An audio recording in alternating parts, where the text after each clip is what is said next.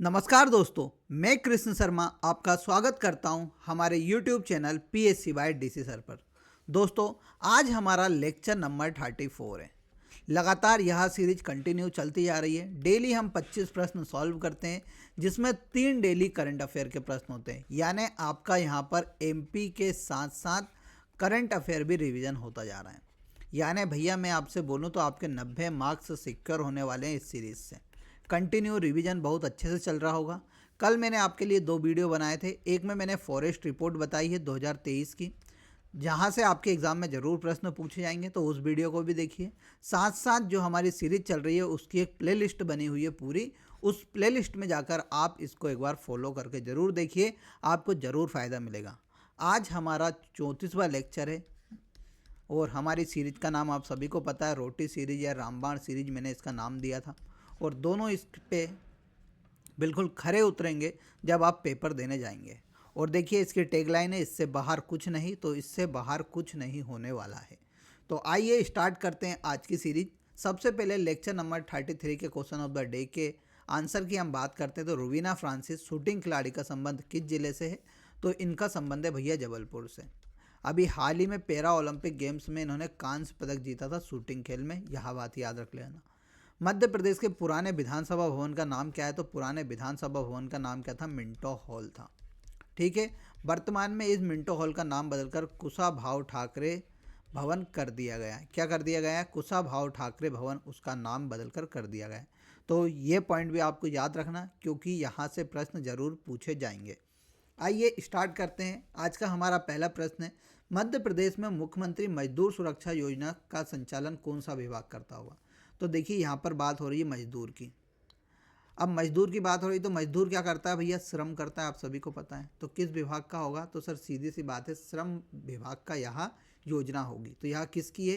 तो श्रम कल्याण विभाग की यहाँ क्या है? योजना है। ठीक है, समझ में आ गया होगा आपको।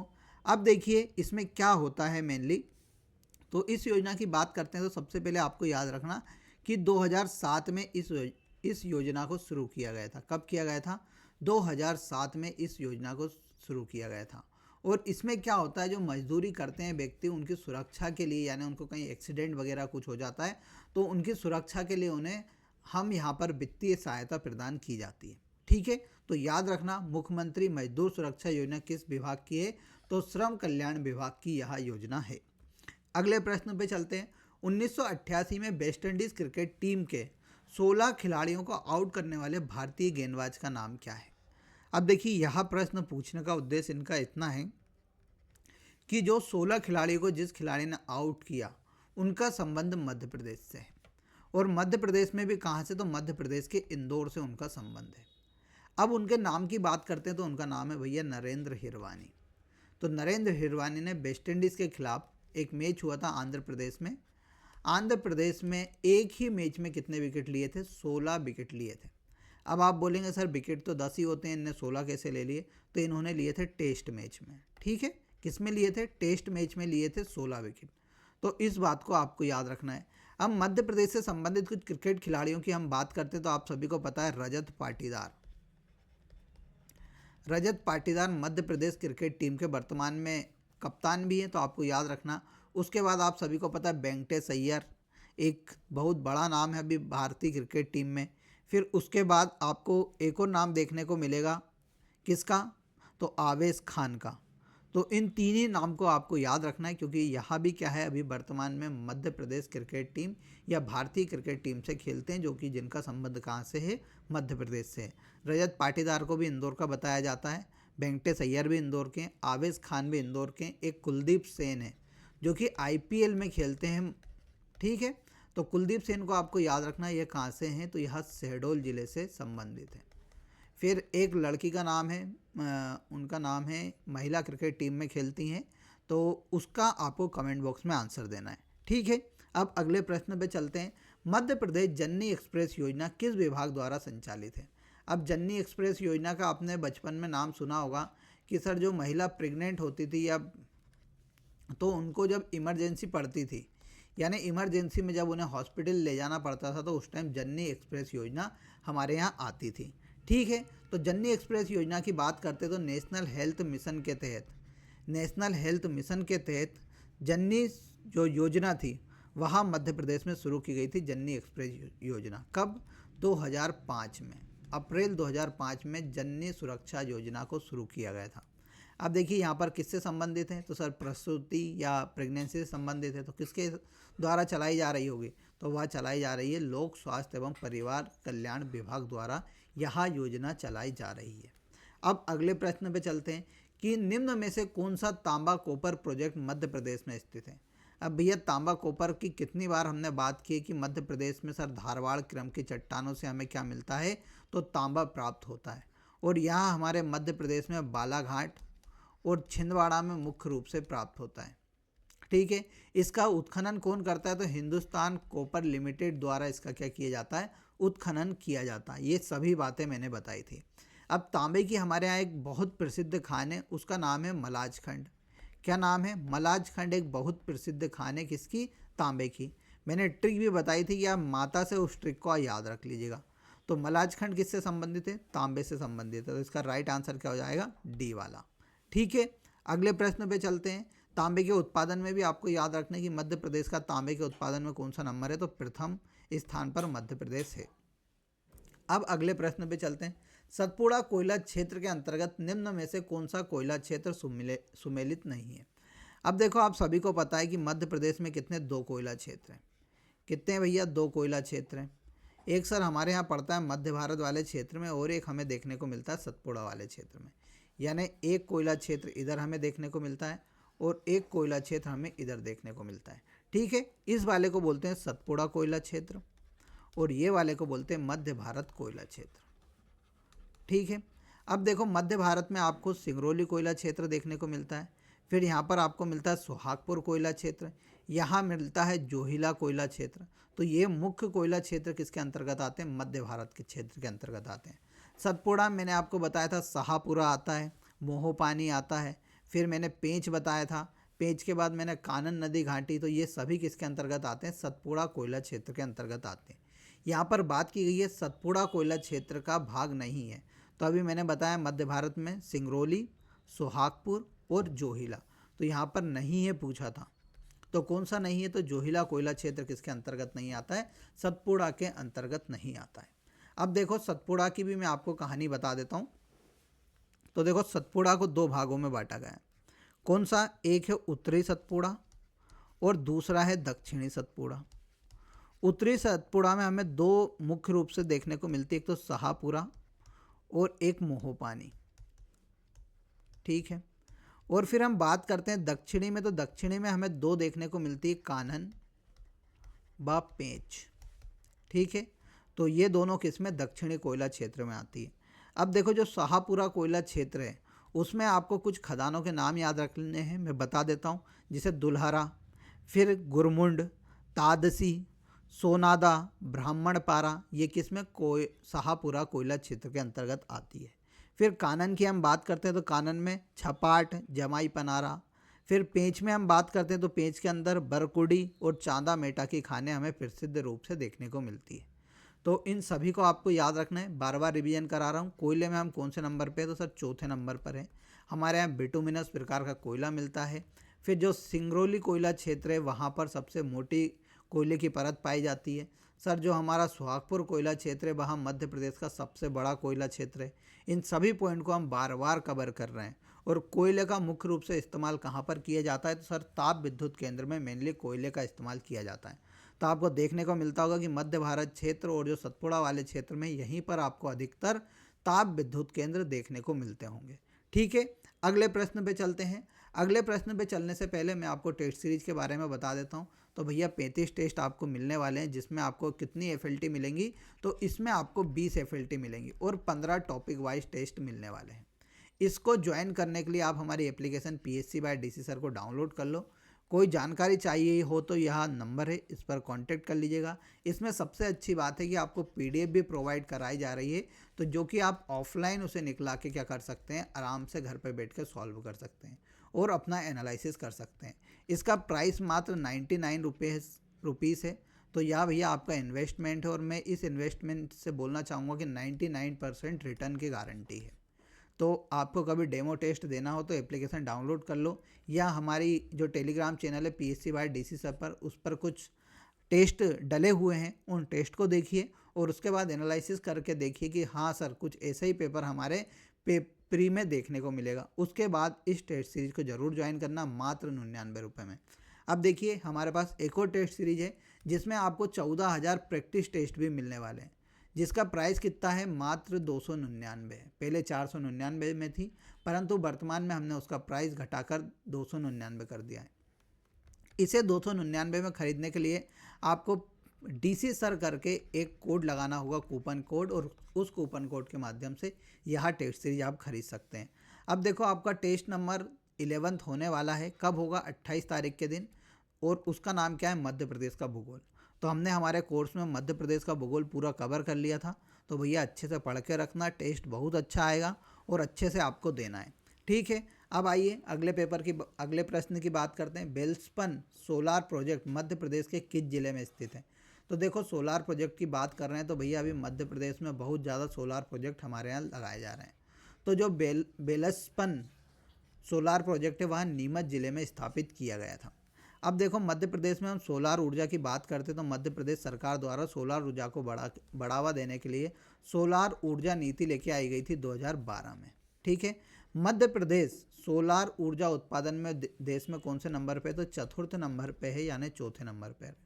अभी हम 2023-24 के आंकड़ों के अनुसार बात करते हैं तो मध्य प्रदेश में 2587.57 किलोवाट हमारे यहाँ क्या है, सौर ऊर्जा का उत्पादन होता है, ठीक है। ये बातें समझ में आ गई। सबसे पहला सोलार प्लांट कहाँ पर, तो कस्तूरबा ग्राम में बताया जाता है। अब देखो हमारे यहाँ कुछ प्लांट है, जैसे रीवा में एक है, उसकी क्षमता 750 मेगावाट है। फिर हमारे यहाँ ओमकारेश्वर में पहला फ्लोटिंग सोलार पावर प्लांट लगाया जा रहा है, उसकी क्षमता कितनी है, 600 मेगावाट है। फिर मुरैना में अभी हाल ही में मैंने बताया था सोलार ऊर्जा स्टोरेज प्लांट बनाया जा रहा है। सोलार ऊर्जा स्टोरेज प्लांट कहाँ पर बनाया जा रहा है, तो मुरैना में बनाया जा रहा है। इससे भी आपको याद रखना, नीमच, शाजापुर, मंदसौर आदि जगहों पर भी हमारे यहाँ सोलार प्रोजेक्ट लगातार कंटिन्यू बन रहे हैं। तो इन सभी पॉइंट को आपको याद रखना है क्योंकि प्रश्न यहीं से पूछे जाएंगे। अब देखो अगला प्रश्न, मध्य प्रदेश में विशेषकर लाल पीली मिट्टी निम्न में से किस स्थान पर पाई जाती है। तो सर लाल पीली मृदा आपने कल परसों के दिन पहले भी बताया था। तो देखो मिट्टी से लगातार क्या हो रहा है, रिपीटेशन हमें देखने को मिल रहा है। तो देखो हमारे यहाँ लाल पीली मृदा मुख्य रूप से बघेलखंड के पठार में देखने को मिलती है, यानी रीवा, पन्ना, सतना, शहडोल आदि क्षेत्र में हमें क्या देखने को मिलती है, लाल पीली मृदा देखने को मिलती है।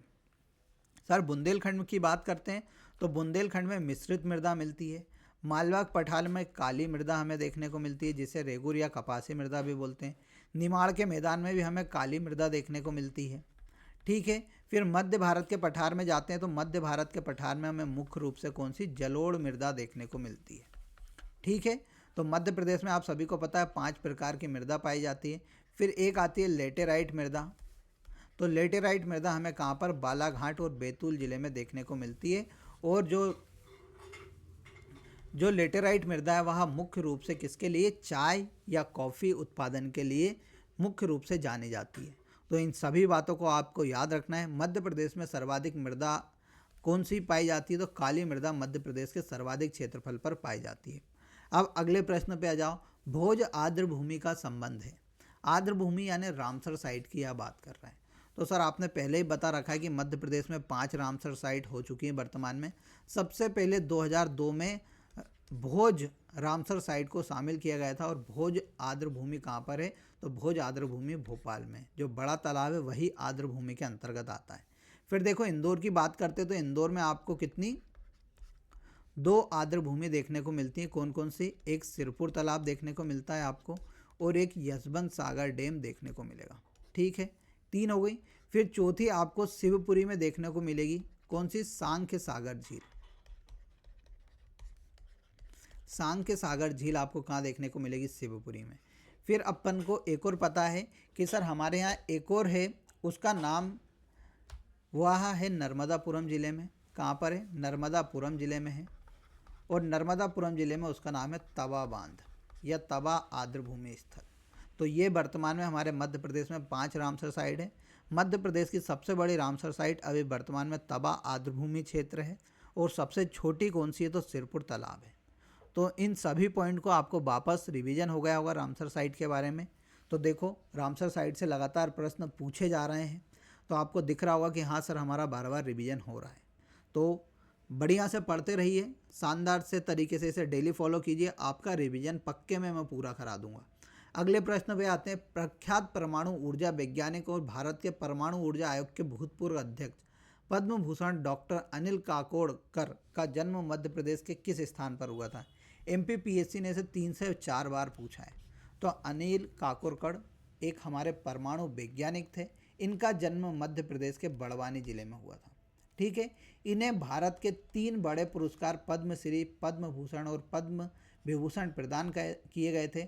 पद्मश्री इन्हें प्रदान किया जाता है 1998 में। फिर पद्म भूषण इन्हें दिया जाता है उसके बाद 2009 में इन्हें पद्म विभूषण भी प्रदान किया जाता है। तो इन सभी आंकड़ों को आपको याद रखना है। अनिल काकोडकर परमाणु वैज्ञानिक थे, भाभा ऑटोमेटिक रिसर्च के एक भूतपूर्व अध्यक्ष भी रहे थे और इनका संबंध कहाँ से था? बड़वानी जिले से था। अगले प्रश्न पे चलते हैं। चंबल, बेतवा तथा केन नदी किस नदी की सहायक नदी है?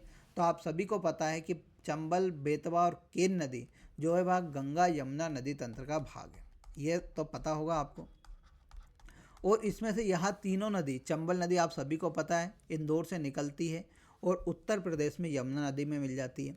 बेतवा रायसेन के कुमरा गांव से निकलती है और उत्तर प्रदेश में बेतवा में मिल जाती है। केन कटनी की राठी तहसील से निकलती है जो उत्तर प्रदेश में जाकर यमुना नदी में मिल जाती है। तो यह तीनों किस नदी की सहायक नदी है? तो यमुना नदी की सहायक नदी है। ब्रह्मपुत्र तो आप वैसे ही काट देते हैं, फिर नर्मदा भी आप काट ही देते हैं क्योंकि सर नर्मदा भी एक अलग ही नदी तंत्र है। ताप्ती नदी भी आप काट देते हैं क्योंकि यह तो क्या है, विंध्याचल और सतपुड़ा को पार करके बहती है। और चंबल, बेतवा, केन का पानी कहाँ पर जाता है? उत्तर दिशा में हमें देखने को मिलता है। तो समझ में आ गया होगा कि कौन सी नदी तंत्र का भाग है। तो यह गंगा यमुना और किसकी सहायक नदी है? तो यमुना नदी की सहायक नदियाँ हैं। अगले प्रश्न पे चलो। नर्मदा तथा गंगा बेसिन का जल विभाजक का कार्य कौन करता है? अब नर्मदा बेसिन यानी गंगा यमुना नदी तंत्र की बात कर रहे हैं, तो हमारे यहाँ मुख्य रूप से कौन सी? विंध्याचल पर्वत श्रृंखला पड़ती है।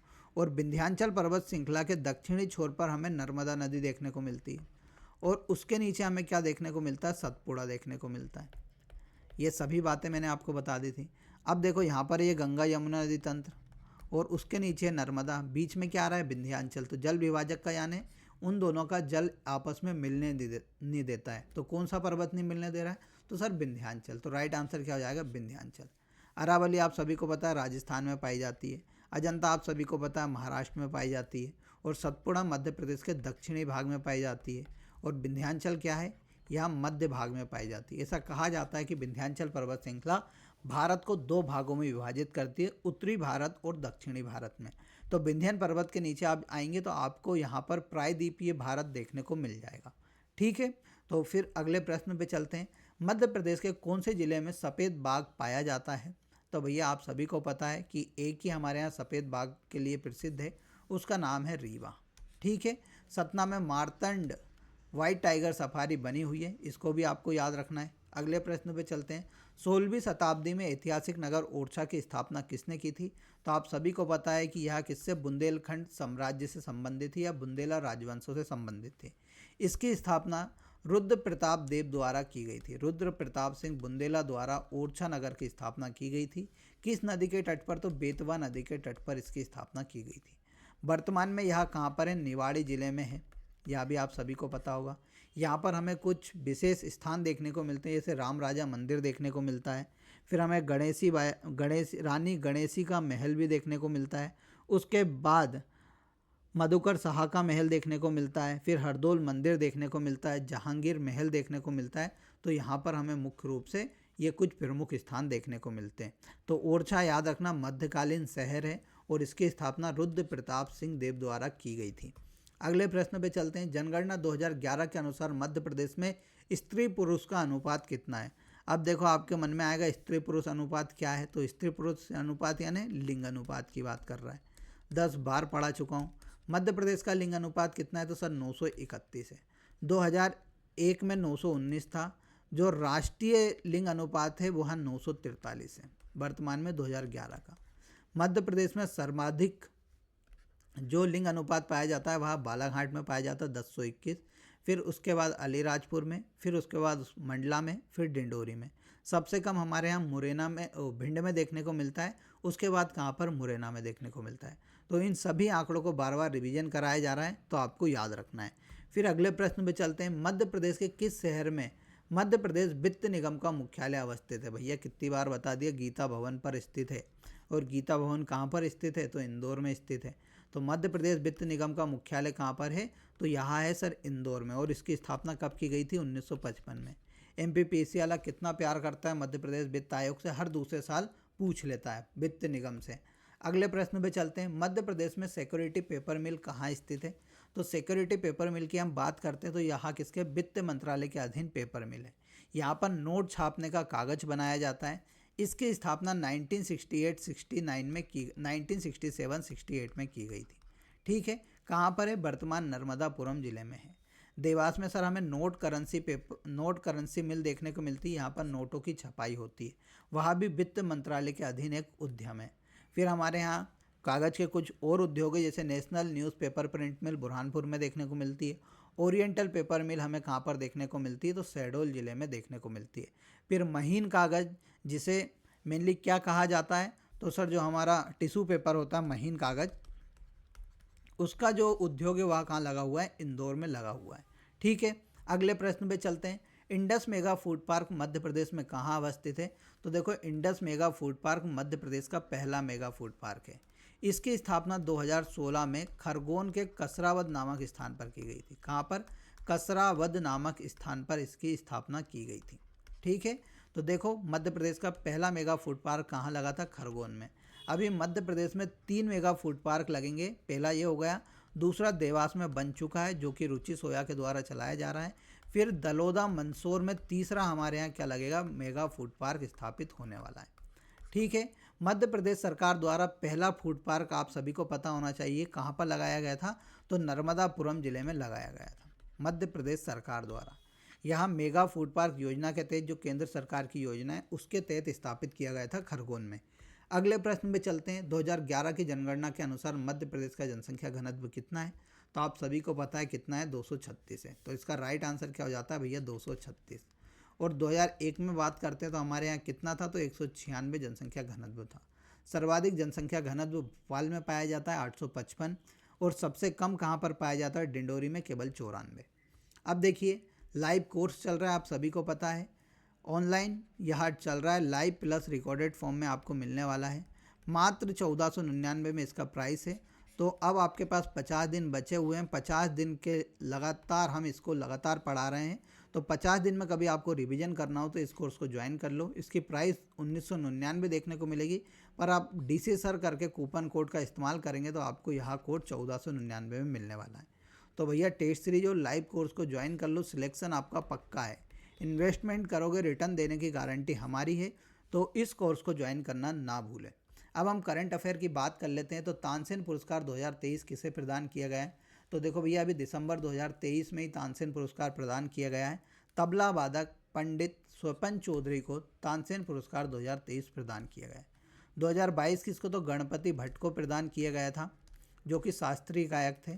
तानसेन पुरस्कार 1980 से मध्य प्रदेश सरकार द्वारा दिया जा रहा है शास्त्रीय संगीत के क्षेत्र में, और इसमें 5 लाख रुपए प्रदान किए जाते हैं। ठीक है, अगले प्रश्न पे देखते हैं। राजा मान सिंह तोमर सम्मान 2023 किस संस्थान को प्रदान किया गया है? तो राजा मान सिंह तोमर सम्मान भी अभी तानसेन सम्मान जहाँ पर प्रदान किया जा रहा था वहीं प्रदान किया गया था। और यहाँ उन संस्थाओं को दिया जाता है जो मेनली लोक कला होती है उसको बढ़ावा देने के लिए कार्य करती हैं। ठीक है, इसमें भी 5 लाख रुपए प्रदान किए जाते हैं। अब देखो यह किसको दिया गया है 2023 में? तो दिया गया है सनद न्यास संस्था इंदौर को। तो इसे याद रखना, मालवा संस्थान उज्जैन को 2022 का दिया गया था, 23 का किसे? सनद न्यास संस्थान इंदौर को दिया गया है। अगले प्रश्न पे चलते हैं। मध्य प्रदेश सरकार के गृह मंत्री कौन है? भैया याद रख लेना, मोहन जी यादव हमारे क्या है? गृह मंत्री हैं। कैलाश विजयवर्गीय क्या है हमारे यहाँ के? तो नगरीय प्रशासन मंत्री कैलाश विजयवर्गीय। ठीक है, तो मोहन यादव गृह मंत्री। भैया नरोत्तम मिश्रा के जो सपने देखता है वो भूल जाए, वर्तमान में कौन है हमारे यहाँ गृह मंत्री? तो मोहन जी यादव है मध्य प्रदेश सरकार के। अब हमारा आज का सेशन यही कंप्लीट होता है। आपको 2 क्वेश्चन का आंसर कमेंट बॉक्स में देना है। पहला है बरगी परियोजना किस नदी पर स्थित है? दूसरा है मध्य प्रदेश के विधानसभा भवन का नाम क्या है? दोनों का आंसर आप कमेंट बॉक्स में बताना। कैसी लग रही है यह सीरीज, इसके बारे में बताते चलना। आपका क्या रिवीजन होता जा रहा है, इन सभी का कमेंट आप ज़रूर कमेंट बॉक्स में करना। कल मैं कमेंट भी शामिल करूँगा जो सबसे अच्छा कमेंट आज हमारे कमेंट बॉक्स में करने वाला है। अब हम मिलेंगे अगले दिन वापस से। तब तक के लिए जय हिंद, जय भारत।